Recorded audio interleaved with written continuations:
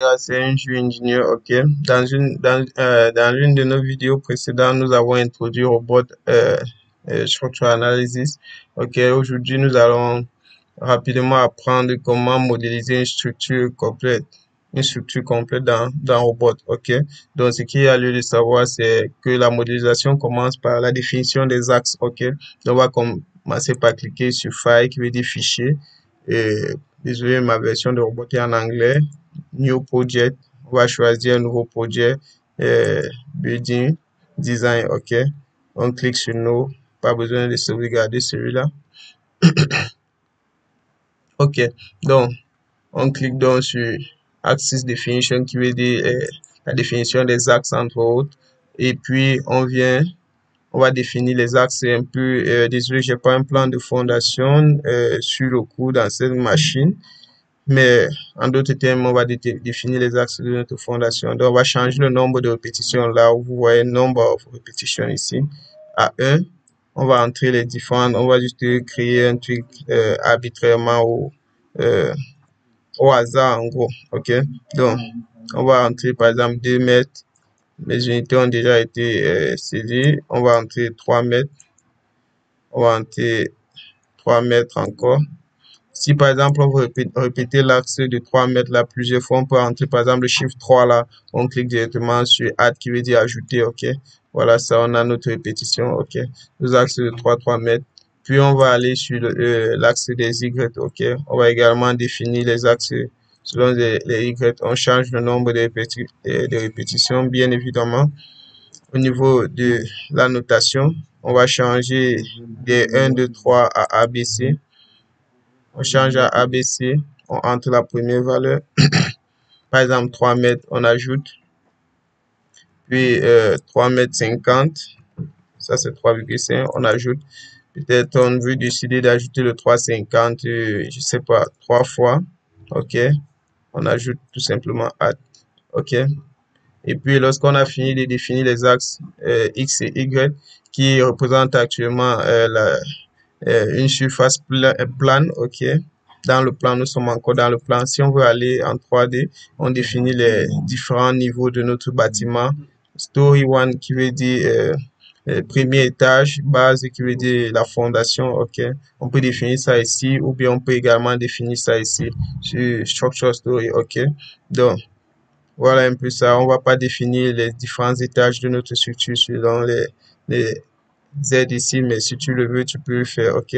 Donc après ça, tu cliques sur Apply qui veut dire appliquer et ça va apparaître. Tu peux fermer maintenant. Tu vois que là, nous avons nos différents, nos différents axes, ok? Donc, vous allez voir qu'ici, nous avons nos différents axes. Maintenant, qu'y a-t-il d'autre à savoir? On va définir les différents étages de notre structure. Donc, on clique sur Structure Story, ok? Qui veut dire étage, ok? Étage de la structure, le motamoutage. Donc, on vient sur définir manuellement, ok. Par défaut, c'est déjà 1,20 de la profondeur de la fondation. Mais si ça nous plaît pas, si on a une autre dimension, après nos études géotechniques, par exemple, on peut décider de supprimer celle-ci. Donc, on clique dessus comme ceci et on appuie sur la touche effacer de notre clavier. Et puis, on peut entrer peut-être que notre fondation est à 2 mètres et on clique sur Add qui veut dire ajouter. Et puis 3 mètres par exemple, on clique encore sur ajouter pour le prochain niveau, c'est-à-dire partant du rez-de-chaussée au premier étage, il y a 3 mètres et je veux par exemple bâtir un R plus 4. Donc, je change le nombre de répétitions ici en 3, je clique sur ajouter qui est Add et puis j'applique et puis on ferme. Et on a défini les différents étages de notre bâtiment. Voilà les différents axes de notre fondation qui ont été représentés. Si vous venez sur cette barre, vous allez voir que nous avons la base qui est la fondation. Entre autres, laissez-moi vous montrer autre chose, j'ai oublié. Ici, lorsque nous avons la base, on peut décider de changer, de les renommer, ok? Donc, on clique dessus 2 fois. On change, on appelle ça rez-de-chaussée. Ok, rez-de-chaussée. On clique sur Enter, la touche de notre clavier. nouveau template ou nouveau gabarit. On clique sur OK et, on applique encore OK pour que les modifications qu'on a effectuées soient visibles. OK. Donc, voilà les différents étages, entre autres, qui sont visibles là. Comme vous pouvez voir, rez-de-chaussée, on pourrait faire pareil pour les autres. Story 1, Story 2, Story 3, qui veut dire étage 1, étage 2 et autres. Donc, on pourrait les renommer effectivement base, qui est la fondation par défaut. OK. Et on clique là.